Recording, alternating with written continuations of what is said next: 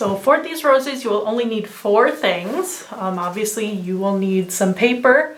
I just have 4x4 squares of a normal paper back here, just because that's what I've used for previous crafts. Obviously, the bigger your squares, the bigger your roses, the smaller your squares, the smaller your roses. So it's really up to you, but I found this is a pretty good size to work with.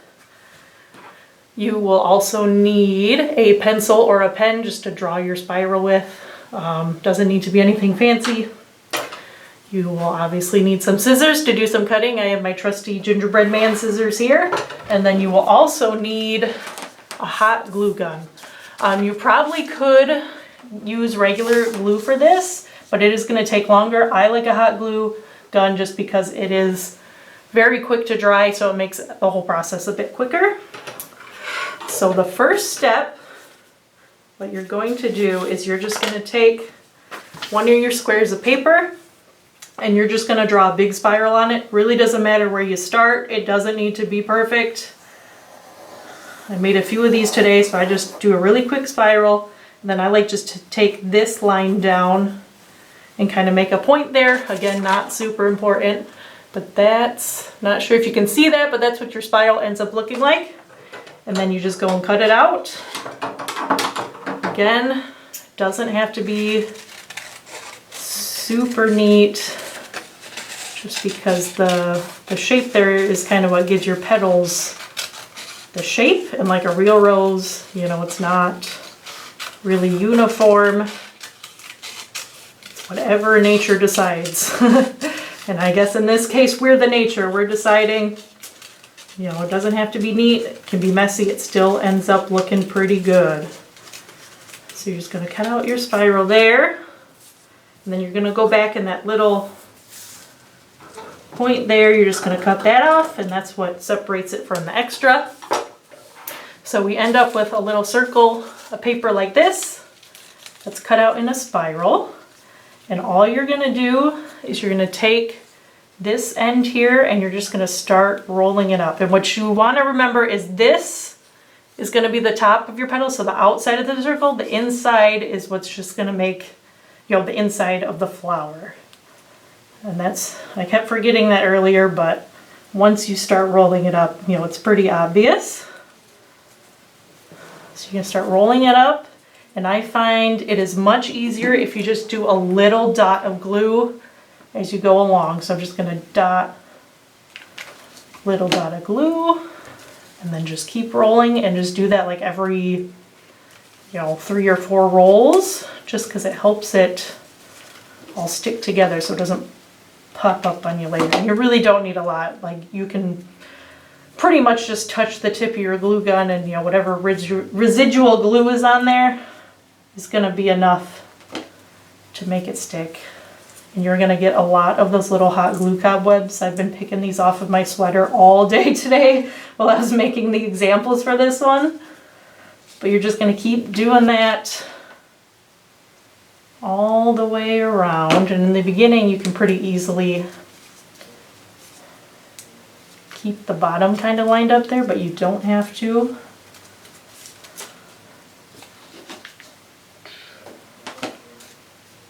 Keep going, and as you see, as you keep going, it kind of makes different layers. And there comes a point, and looks like this point right there for me is when it kind of gets a little bit harder. I think just because of the shape of the spiral, but that's okay, because then it kind of starts giving more definition to your rose. And what I learned making a few of these is you don't want to roll it super tight. Just because they end up looking more like pine cones if you do that. I had a few and I was like, I don't know what I'm doing wrong. So I, you know, kept making them, trying to see what it was. And what happened was I was rolling it too tight. You know, you kind of want it tighter in the middle, but then looser as you go along, because that's kind of the shape of a real rose. And I also learned you kind of want to stagger where you put your glue, because if you're putting it all in the same spot, kind of end up getting flat spots, which is kind of what happened with this one here. You can tell it's not as full as the other ones. It's because I kept putting my glue in the same spot and it just kind of gave it a flat spot. So at some point you're going to get to a point where it's about here and there's a little bit of spiral left, And I found it's easier because we're doing multiple layers just to make the rose more full. You get to that point and it gets, you know, really hard to roll up. I just tear that off because we don't need that for the inside of the rose. And then what you're gonna do is you're gonna get another piece of paper. I'm gonna pick some glue off of my fingers here, and you're just gonna make another spiral for the next layer of the rose. It's exactly the same as the one before, just a quick spiral. Put a little point at the end. Just give it a quick cut out there. You don't really have to follow your lines perfectly, because again, it just gives your flower a little more shape.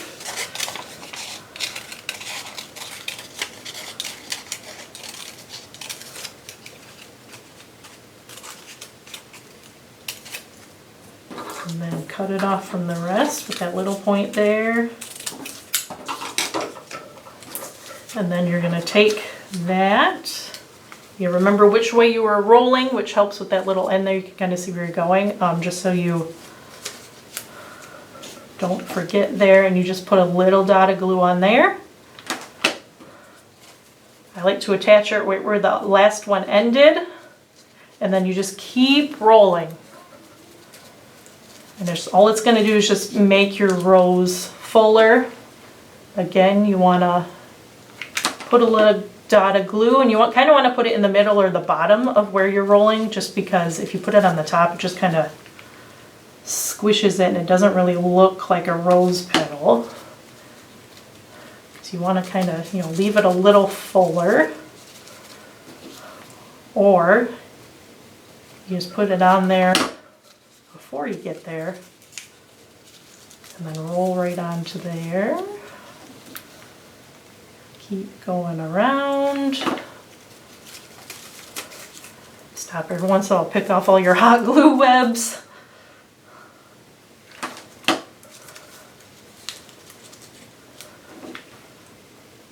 Don't stop every once in a while to stick some more glue on there.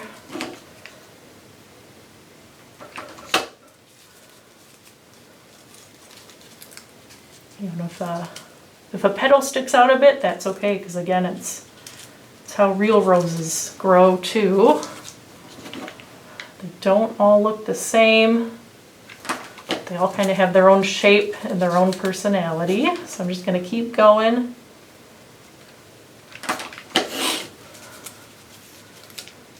And then you could just do 2 layers if you want a smaller rose, but I liked how it looked with 3. It just gives it more, you know, fuller look. So again, I'm just going to tear off this very last edge from the middle of the spiral there. Glue down that edge. And then we're going to make one more spiral. So you're going to take another sheet of paper, do a quick spiral there. That was not a very big one, but you know what? I think it'll work. Make a little point there. Cut it out really quick.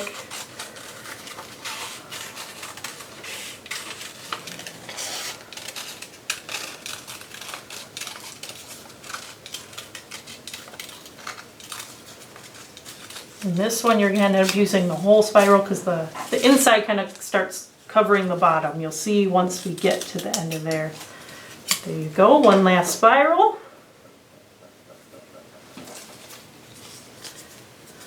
Find where your last one went. Again, put a little tiny bit of glue on there. Glue it on. Then start winding it around just like before. Stopping every so often.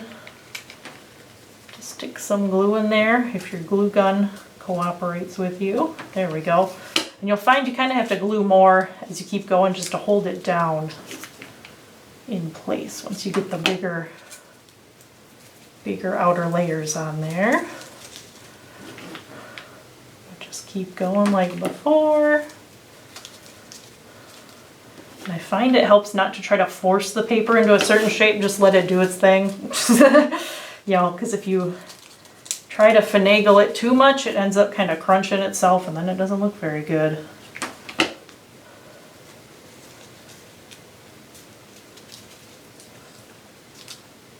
Again, stop to pick up all your glue.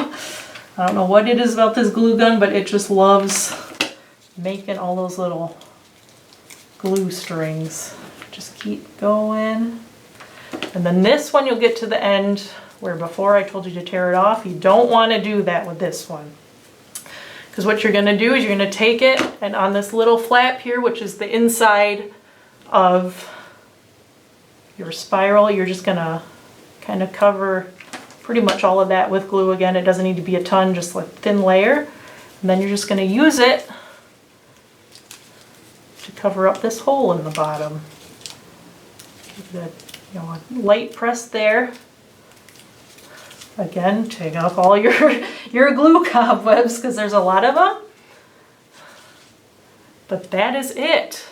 That's how you get the rose. I don't know if my camera's focusing very well, but you can see there that is the final product. And then you can use these. You can either glue them to something or just put them around your house. Or if you want to put a little stem on it, you can use pipe cleaners. You can use just some wire, and all you're going to do is you can either poke a hole or you can just glue it to the bottom there. The example picture I found when I found this one online, they found just a little thin branch and they just glued them on there, and that was really cute. It's a really minimalist way to decorate. You don't have to use book pages for these. If you want them red, you can use construction paper, you can use scrapbooking paper. It's really up to you. This is your craft. I just teach you how to make it. If you wanted to make them even fuller, you can just use more layers. I assume there's going to be a point where it's going to be really hard to put on more layers, but I didn't get there because I just stopped at 3 because I like the way that looks. But of course you can try 4 or 5 layers if you want a really big full rose. These would be really cute mixed in with the other roses. If you wanted just like a different look, different textures, you can do that. Do one in one color, do one in the other, make them the same. Again, it's up to you. You can make yourself a whole bouquet. You can give them away, you can keep them, you can use them to decorate. It's whatever you want to do. But thank you for joining me. I hope you've enjoyed these and I hope you keep watching. In September, we will be making a paper garland. It's actually one that I am using for my own wedding, and I figured why not use it for the library. That one does require a sewing machine, at least the way I do it. So if you want to find a sewing machine before then, go right ahead and try to find one. I do know that I believe the Allendale Library and the Spring Lake Library both have sewing machines you can check out, so that's an option for you. Or there is a sewing machine free option with that one, which will just involve glue, so keep your hot glue gun handy or get yourself some craft glue. But with that, I hope you enjoyed our craft. We'd love to see pictures of it if you do end up doing it. We'd like to see people interacting with us, even if we can't have that face-to-face that we normally do. But thank you for joining me, and I hope to see you next time.